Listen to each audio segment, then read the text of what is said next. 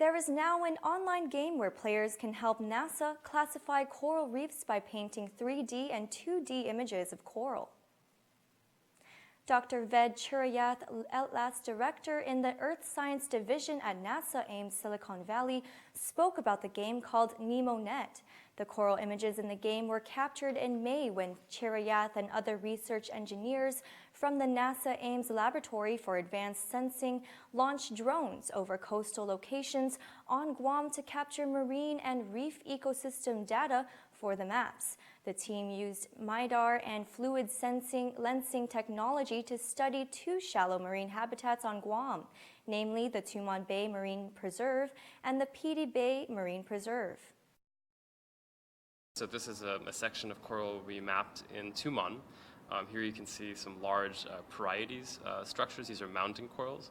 And there's also even some sea cucumbers, which I believe you call bolati, is that right? So this shows you sort of the resolution of the system and also the challenge we have. So users, they start off with learning what coral is in the game.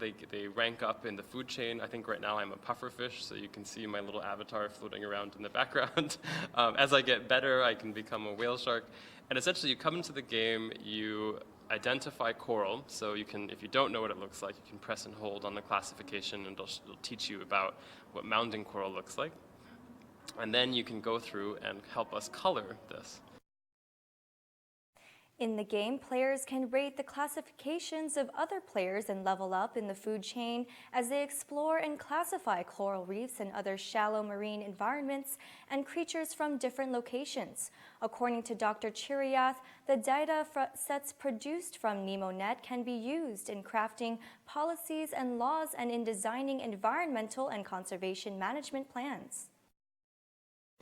University of Guam, a lot of the government agencies that are working here, we're going to turn the data sets over to them when we have the maps, and those maps are really useful for policy and management of a system, particularly when it pertains to one that the tourism industry is dependent upon.